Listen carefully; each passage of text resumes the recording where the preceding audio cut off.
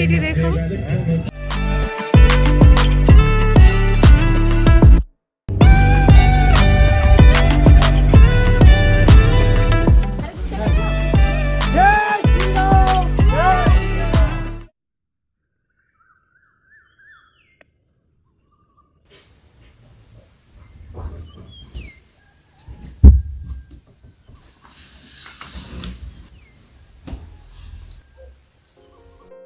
অনেক দীর্ঘ সময় বেরোনোর পর আমরা দুজন ট্রাভেল করতে বেরিয়েছিলাম, আর আমাদের ডেস্টিনেশন ছিল সিমলা। আর সিমলাতে ছিল আজকেই দ্বিতীয় দিন। পাহাড়ের উপর থেকে সানরাইজ আজকে আমার দ্বিতীয়বার দেখা ছিল এই পাহাড়ে। এত সুন্দর দৃশ্য দেখে আমার জানলার কাছ থেকে সরার একটুকু মন হচ্ছিল না, পুরো সকালটা এখানেই কাটাই।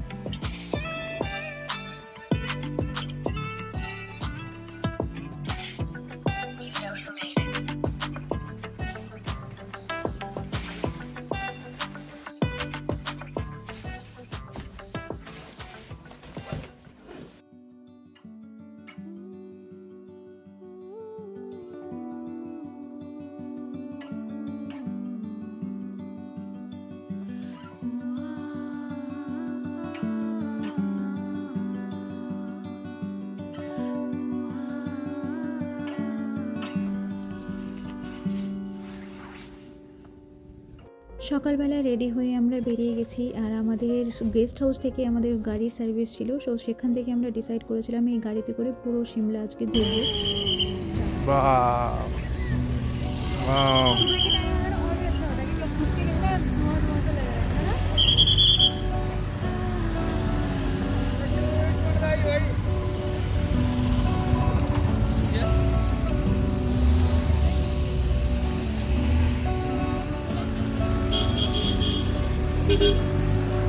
কিছুদিন আগে পর্যন্ত ট্রাভেল সম্বন্ধে আমার কোনো জ্ঞান ছিল না। যেদিন থেকে রাজের সাথে এই ঘুরতে বেরিয়েছি সেদিন থেকে অ্যাকচুয়াল ট্রাভেলটা আমি বুঝতে পেরেছি। তো আমার মনে হয় না জীবনে কখনো আর ট্রাভেলটাকে নিজের লাইফ থেকে বাদ দিতে পারবো।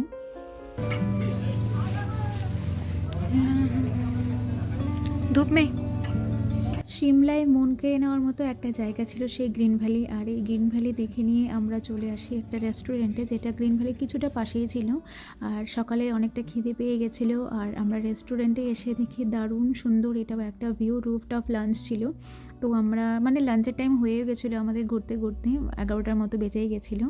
তো আমরা এখানে দুটো থালি অর্ডার করেছিলাম। কোয়ান্টিটি খুব বেশি না, আর প্রাইসটা এর হাই ছিল। বোঝাই যায় পাহাড়ি এলাকায় একটু খাওয়া দাওয়ার দাম একটু বেশিই হয়।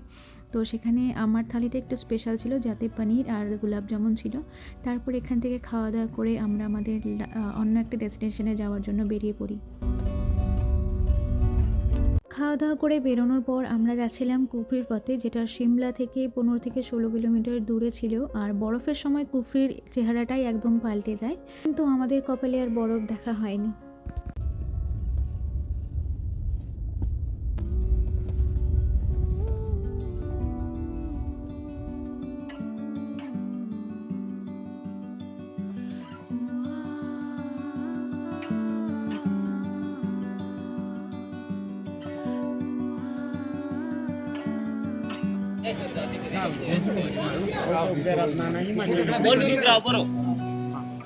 আমরা চলে আসি কুফরির দারুণ একটা স্পটে, যেখানে হর্স রাইডিং হয়। আর আমি ফার্স্ট টাইম ট্রাই করছিলাম, জীবনে কখনো এর আগে করা হয়নি। কিন্তু টিকিট কাটার সময় ওখানে অনেক কিছু আরও অ্যাডভেঞ্চার থাকে, যেটা এখন করার মতো সময় ছিল না। ওয়েদারও ভালো ছিল না, যখন বরফ হয় তখন এই জিনিসগুলো করলে লাভ আছে। কিন্তু হ্যাঁ, হর্স রাইডিং করার জন্য এই টাইমটা ছিল একদম একটা বেস্ট টাইম। তো আমরা সময় মতো পৌঁছে গেছিলাম। আর এখানে শুরু হয়ে গেছিলো সকালবেলা থেকে রাইডিং শুরু হয়ে যায়। তো আমার তো দারুণ ভয় লাগছিল, আমি এটা একদমই ভিডিও করতে পারিনি, ফোনটা রাজের হাতে ছিল, কারণ আমি এত ভয় পাচ্ছিলাম।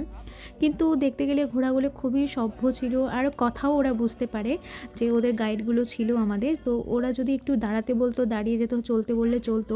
তো দারুণ সভ্য একটা ছিল, কিন্তু আমার মনে মনে তাও ভয় হচ্ছিল, কারণ যদি জোরে কথা বলো, যদি চিল্লাও, তাহলে ওরাও লাফাতে শুরু করে। তো ওই জন্য খুবই একটা ভয় ছিল। আর একটা কারণ ছিল ভয়ের, যেটা ছিল রাস্তা, এত চিকন রাস্তা ছিল, আর দৌড়ে দৌড়ে সামনে থেকে আসছে, দৌড়ে দৌড়ে যাচ্ছে, একদম খাদের পাশ দিয়ে চলছিল, তো মনে হচ্ছে পড়েই যাব, এত ভয় লাগছিল।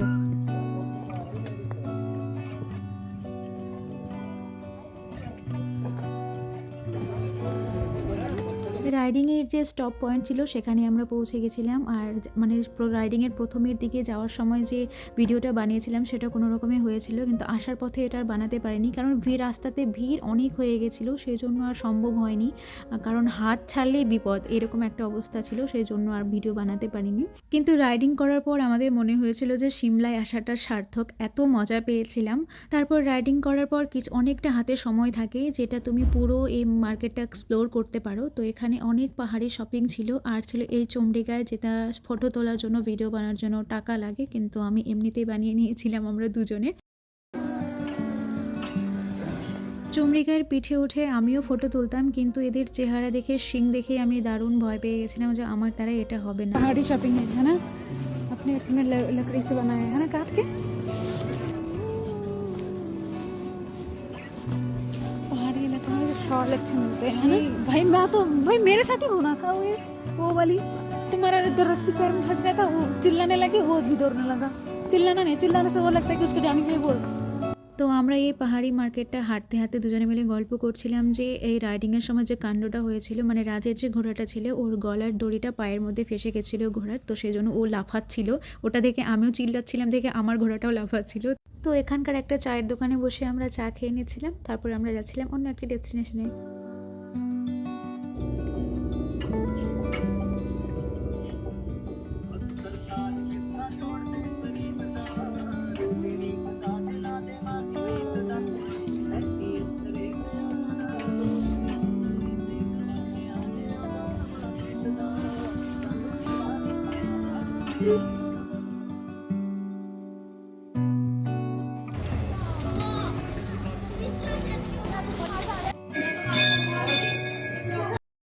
আমরা চলে এসেছিলাম সিমলার সবথেকে উঁচু একটা স্পট বলতে পারো, যেটা ছিল জাক্কু হিল, যেখানে এখানে একটা হনুমান দেবের মন্দির আছে, সেটা অনুযায়ী বলা হয় জাক্কু মন্দির।